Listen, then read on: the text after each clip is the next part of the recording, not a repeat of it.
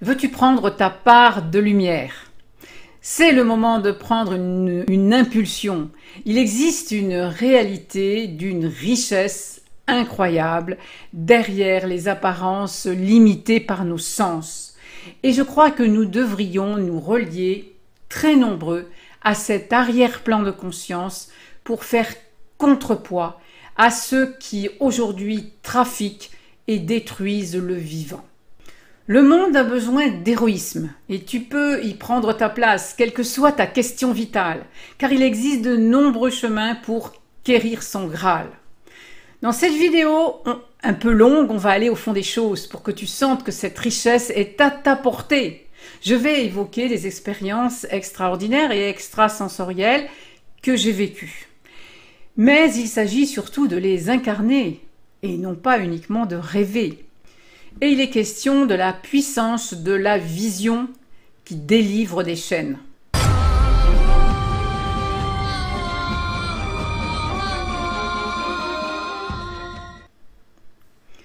Je suis Elisandre, la fée du désir, et j'accompagne les personnes à vivre l'histoire qui va faire vibrer leur cœur, grâce au modèle du héros et à la créativité narrative des contes merveilleux. Cette merveilleuse réalité en arrière-plan, c'est le vide quantique, plein d'informations pour les physiciens, mais c'est aussi le monde de tout possible, des contes, et aussi le champ de conscience illimité pour ceux qui parlent de spiritualité. Et les hommes ont, depuis la nuit des temps, cherché à expliquer, à contacter, mais aussi à dogmatiser l'accès à cette dimension. Alors, je vais te raconter, sommairement quand même, comment j'ai court-circuité ces dogmes et appréhendé cette dimension de tout possible. Et du coup, tu vas comprendre pourquoi j'accompagne les personnes à découvrir leur véritable histoire grâce aux contes de fées. Je parle d'une histoire, évidemment, qui les concerne vraiment, qui fait vibrer leur cœur, qui leur fait vivre l'amour, mais pas seulement l'amour à travers les relations hommes-femmes, aussi à travers la réalisation de leurs souhaits les plus chers, en général. Les contes racontent et balisent de manière laïque et non dogmatique le merveilleux chemin initiatique vers ce monde de tout possible. Alors jusqu'à l'âge de 28 ans, je suis restée cloisonnée dans l'histoire familiale. Je n'avais pas osé dépasser les limites de mon éducation familiale et je ne m'étais pas autorisée à faire mieux que ma famille. Je suis restée en tout point collée aux schémas familiaux et socio-culturels. Donc j'exprimais la part adaptée qui se construit en parallèle à notre corps et j'étais identifiée à un personnage qui convenait à tous ou à peu près et je restais concrètement presque confinée à l'intérieur du cercle familial. Et un jour, sous l'effet d'une grande tension intérieure, qui couvait depuis un certain temps quand même, j'ai décidé de sortir de là. Et dès cette première sortie dans l'atmosphère, j'ai vécu un coup de foudre pour un homme qui se trouvait là sur mon passage, mystérieusement. Il est devenu par la suite l'objet de la quête de ma part mystérieuse et aussi le chemin de ma révolution existentielle. C'était comme si je me réveillais à une vie plus réelle, plus vibrante, plus colorée et plus instinctive aussi surtout. Je parlerai de la nature du coup de foudre d'ailleurs dans une autre vidéo. Une fois la porte ouverte, à ce premier éveil, il a été suivi de beaucoup d'autres expériences inattendues pour mon moi. Eros, le dieu primordial, s'était penché sur moi et son pendant romain, le petit Cupidon, m'avait envoyé une flèche. Alors cela m'a emporté dans une aventure extraordinaire à la découverte de mon royaume intérieur, tel que j'en parle dans la vidéo du roi lion qui apparaît là. Moi qui n'avais pas voulu quitter mon village au sens symbolique, j'ai été projetée dans un autre monde, une autre dimension, réellement. Et j'ai découvert l'infini de moi-même, ma part illimitée, mystérieuse, divine, si tu veux, au sens profond de divinatoire, d'oraculaire. Cela ne s'est pas fait facilement parce que la structure égotique, elle résiste à cette libération. Mais c'est l'effet Aladdin, hein, le génie qui sort de la lampe. Et en fait, ce qui se passe, eh bien, c'est le retour à l'esprit d'enfance dont je parle dans cette vidéo-ci, cette fois. Mais revenir à l'esprit d'enfance, c'est une initiation à la vie spirituelle réelle, en dehors d'ailleurs de toute spiritualité ou religion. Pour moi, les religions et spiritualités sont plus d'ailleurs des handicaps, c'est mon avis bien sûr et mon expérience en tout cas. Ce que je pense, c'est qu'aussitôt qu'on veut pratiquer une discipline, se changer soi-même, travailler sur soi, eh bien on se coupe de l'instinct naturel de transcendance, tout comme je suis persuadée qu'on se coupe aussi de sa vocation, de sa mission, souvent par le fait d'aller à l'école et d'apprendre ce qu'il est convenu d'apprendre, à moins bien sûr de connaître sa vocation très jeune, voilà. Il faudrait pouvoir apprendre après avoir découvert sa mission, sa vocation, pourquoi on est sur Terre. Et finalement, grosso modo, c'est ce que j'ai fait. J'ai éliminé le parasitage éducatif, religieux, politique et autres. Et le début de ma vraie vie, ma renaissance, donc, à 28 ans, s'est concentré autour de mon instinct de vivre. Dans un monde où la créativité est tellement contrainte, bloquée, mise au chômage, si on suit la filière éducative, normative, ben c'est logique de se retrouver au même endroit que les autres, finalement, non? C'est-à-dire au chômage ou dans des boulots qui n'ont aucun sens ou dans des relations qui n'ont aucun sens, bref, dans des impasses. Il n'y a qu'en se reliant à son désir profond qu'on peut réaliser ce que l'on souhaite. Et dans l'éducation, il y a beaucoup de procédés castrateurs, stérilisateurs, des obstacles inutiles, des détournements qui amènent voilà, les gens dans les impasses, comme je le disais. Revenir à l'esprit d'enfance, c'est un chemin qui est paradoxalement étroit et très vaste à la fois. J'ai traversé une sorte de nuit noire de l'âme, selon l'expression de Jean Delacroix, mais c'est le chemin pour trouver le mystère de soi-même, pour revenir à l'innocence, au cœur de ce qui est le plus pur en soi. Le soi, d'ailleurs, c'est ainsi que Jung l'a appelé. C'est dans l'ombre du petit moi qu'il faut chercher la lumière du soi. Et c'est à partir des instincts de vie quotidienne, comme la sexualité, le besoin de se nourrir, de respirer, l'instinct grégaire, l'instinct d'exploration, etc., que l'on trouve sa voie véritable et ses dons. C'est le chemin de l'amour. C'est en m'impliquant dans une alchimie relationnelle que j'ai retrouvé cette disposition de l'âme avec laquelle nous sommes tous nés et que nous perdons en grandissant, malheureusement. Alors je vais faire court, je ne vais pas raconter tous les épisodes, les différents éveils que j'ai vécus, mais je vais me concentrer sur le pouvoir de la vision. Alors, je t'ai parlé au début de la vidéo de la richesse extrême, de la réalité sous-jacente. Et je répète, on y accède par des motivations concrètes. Nos sens sont limités par notre éducation. On ne voit que ce que l'on est éduqué, habitué à voir. Et le reste est invisible. On ne voit donc souvent que les murs d'une prison. L'essentiel est invisible pour les yeux, comme dirait le Petit Prince, c'est-à-dire pour le regard conditionné. Mais cet essentiel, il devient visible quand le désir du cœur sincère accompagne le regard.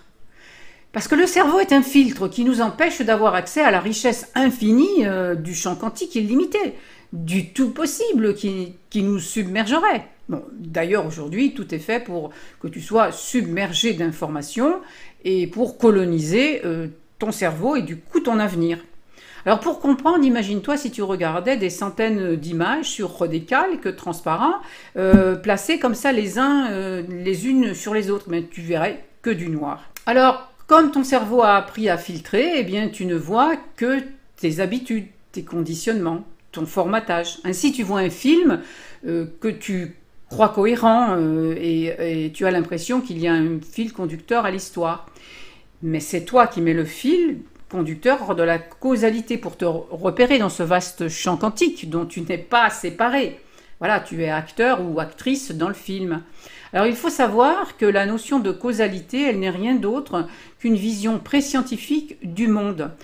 C'est une attitude bien sûr qui a fait florès jusqu'à ce qu'on ne jure plus aujourd'hui que par le scientifique qui n'est qu'une manière consensuelle de voir le monde et une manière qui nous est en plus souvent imposée comme la religion à suivre. C'est grave. Donc ce sont les humains qui croient aux effets d'une cause apparente. Selon la richesse quantique de la réalité, mais tout cela est faux. C'est lié donc à une habitude de penser le temps de manière linéaire. Ton histoire et l'histoire collective, c'est une fiction. Certains l'appellent illusion ou maya en sanskrit. Tu essaies de lui donner bien sûr une certaine cohérence et tu crées un processus de narration et c'est juste sur le plan humain. Le film de notre vie, c'est ça. Quand tu es complètement identifié à un personnage et à un film, eh bien tu te repasses en boucle et à force, bien sûr, ça devient une routine stérile, mais aussi confortable pour ton cerveau qui cherche à économiser de l'énergie. Quand le film ne plaît plus, enfin c'est-à-dire quand il ne plaît plus à ton âme, on va dire que l'histoire est vide de sens en fait, ou que tu es en danger, ou que tu es dans une urgence, une impasse, eh bien tu essaies d'y introduire d'autres éléments, tu essaies de créer un changement. Mais il faut chercher ces nouveaux éléments dans le tout possible.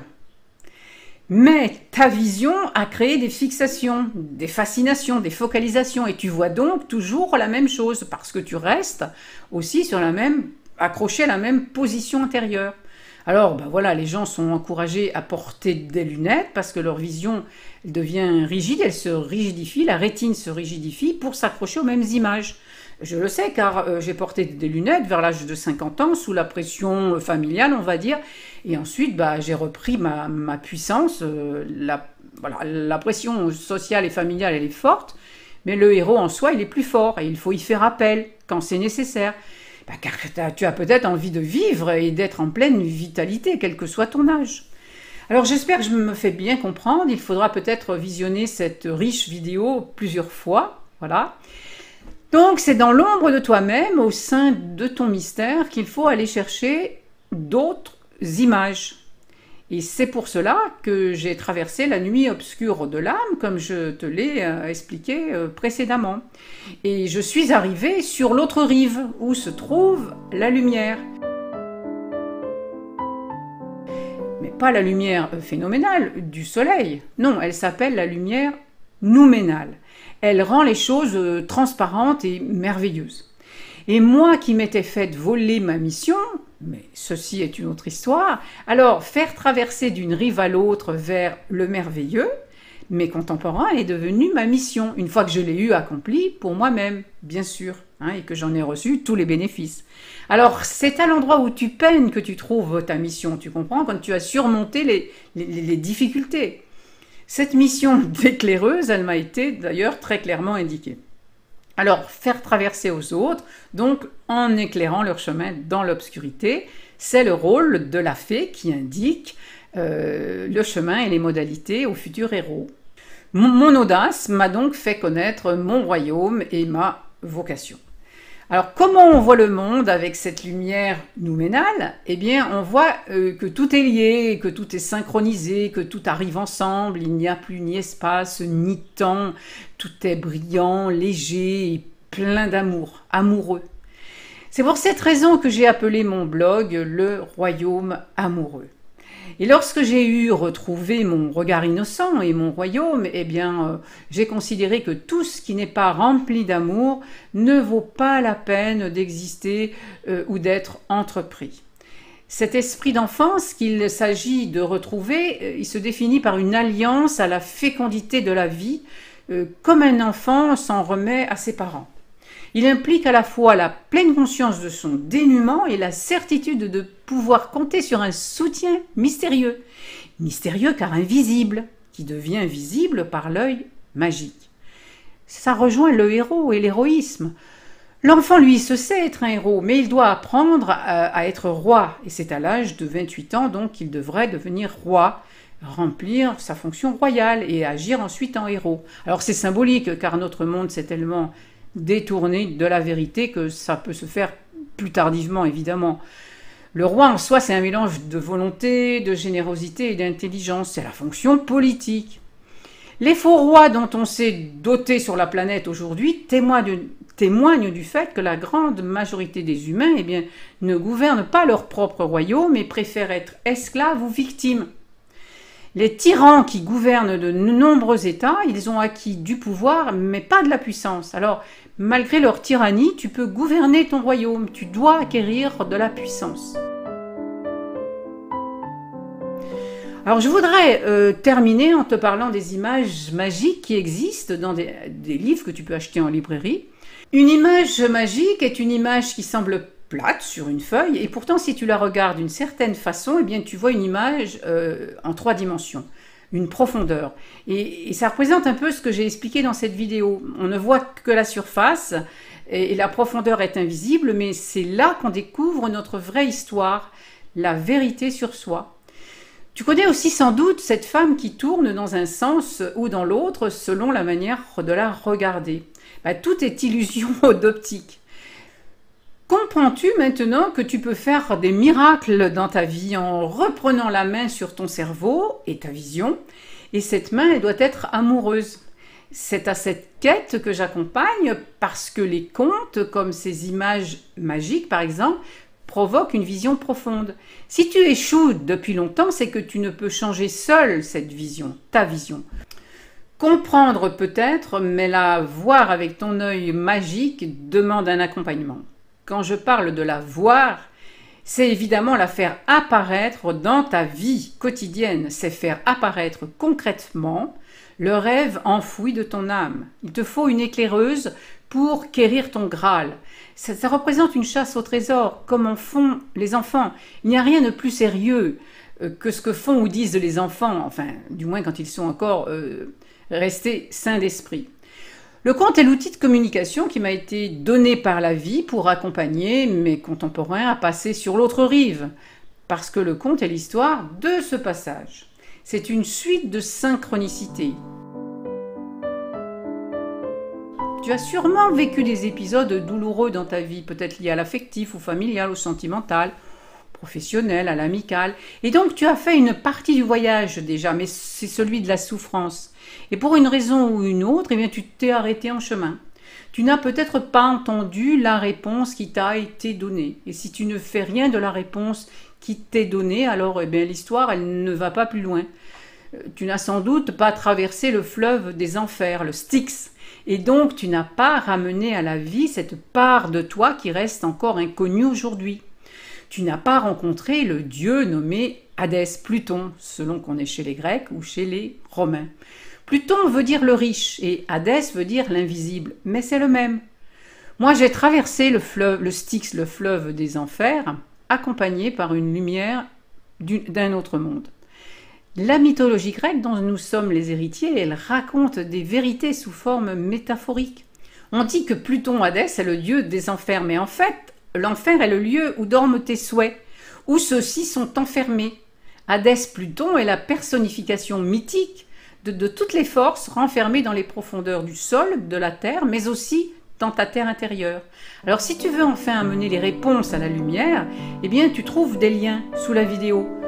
Nous pouvons faire le voyage ensemble. La touche écologique, c'est un voyage qui enrichit ton monde et la planète. À bientôt!